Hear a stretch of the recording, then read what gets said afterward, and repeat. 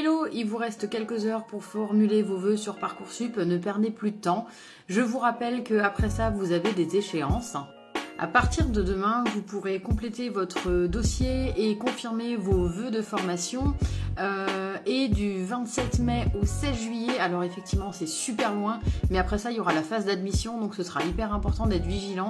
Si jamais vous avez besoin de conseils pour le CV, pour des entretiens ou autres dans les écoles, n'hésitez pas, laissez-moi un petit commentaire, je vous répondrai avec grand plaisir. Et si vous souhaitez que j'aborde un sujet sur Parcoursup ou sur comment choisir une école, je suis là pour vous aider.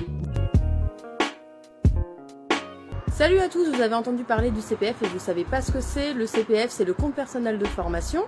Chaque salarié en France détient un compte personnel de formation qui est alimenté chaque année à hauteur de 500 € et vous pouvez vous en servir pour vous former. Vous n'avez pas forcément l'obligation d'avoir l'accord de votre employeur pour vous former, mais si vous voulez vous former sur votre temps d'entreprise et que ça a un but professionnel, autant lui demander son accord. De 16 ans jusqu'à votre retraite, vous pouvez avoir le compte personnel de formation qui vous permettra de financer vos formations et contacter des organismes de formation qui sont accrédités pour pouvoir vous accompagner dans les formations. Voici les 5 façons pour éviter une arnaque au compte personnel de formation, dit le CPF. Premièrement, tu évites de donner tes informations personnelles, que ce soit ton numéro de sécurité sociale ou ton mot de passe sur le compte personnel de formation. Deuxièmement, tu ne donnes absolument pas suite au démarchage téléphonique si tu n'es pas acteur de ta demande de formation. Si jamais tu es intéressé par une formation et qu'il y a eu un démarchage, je t'invite à te renseigner sur l'organisme de formation, leur motivation et qui ils sont. Quatrièmement, essaye d'être curieux sur le contenu de la formation, sur la mise en place de la formation, sur les dates, tout ce qui peut être intéressant pour que tu puisses avoir toutes les informations qui peuvent t'aider. Cinquièmement, ne crois surtout pas que le compte personnel de formation va disparaître, c'est absolument pas vrai. Il vous induit en erreur et il vous parle de dispositifs qui sont totalement autres. Voilà, j'espère que ça va t'aider et je te dis à très bientôt. Salut! Salut, aujourd'hui je te fais une petite vidéo pour te présenter le dispositif Un jeune, une solution mis en place par le gouvernement dans le cadre du plan de relance.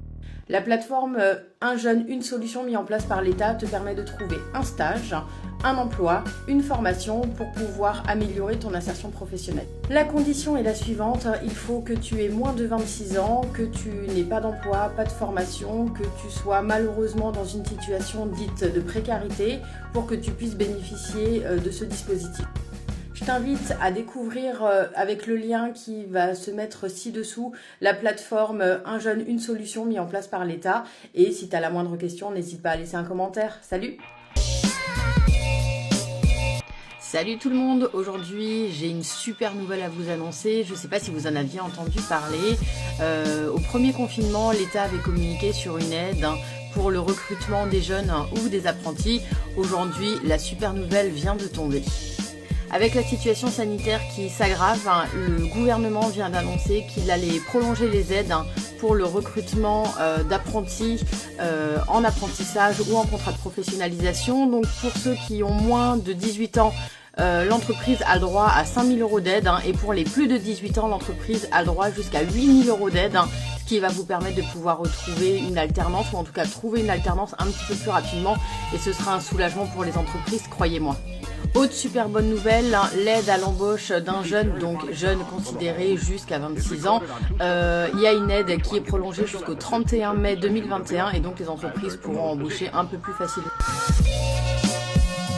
Pourquoi est-il aujourd'hui aussi indispensable de se former? Je vais vous expliquer les 6 bonnes raisons de la formation et des bienfaits de la formation. Petit 1, avec la formation, on acquiert des connaissances de base. On connaît tous cela à l'université, à l'école, on apprend de nouvelles bases et ça fait partie de la formation. Petit 2, on peut être en activité professionnelle et s'ennuyer profondément. La formation permet de se réorienter et de trouver un nouvel objectif professionnel et personnel. Petit 3, aujourd'hui avec le Covid, il y a tellement de concurrence que monter en compétences et acquérir de nouveaux savoirs et de nouvelles solutions professionnelles peuvent permettre de se démarquer par rapport à d'autres lors d'un entretien. Petit 4, vous me voyez venir, c'est pouvoir monter en grade, avoir un salaire plus intéressant et des fonctions plus intéressantes dans une entreprise. Petit 5, du coup, c'est de pouvoir perfectionner ses acquis et de pouvoir être plus à l'aise professionnellement. Et enfin, pour finir, c'est surtout de booster sa motivation, de se retrouver et de savoir qui nous sommes grâce à la formation.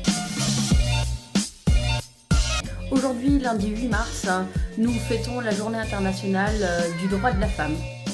En cette journée, ça me permet de vous faire un petit bilan sur aujourd'hui les droits de la femme, qu'est-ce que ça représente et en quelques chiffres aujourd'hui, qu'est-ce que subit encore une femme en France. Près de 80% des femmes subissent du sexisme au travail. Il y a des inégalités sur les tâches ménagères au sein d'un couple homme-femme, en à peu près 1h30 à 2h dans une semaine. Tous les 3 jours aujourd'hui, une femme décède sous les coups de son mari en France. Une jeune fille sur 4 aujourd'hui en France ne sait pas ce qu'est un clitorisme et comment avoir des rapports consentis au sein d'une union avec son conjoint. Et près de 95% de femmes ou de jeunes filles ont déjà ressenti une incertitude dans les transports en commun.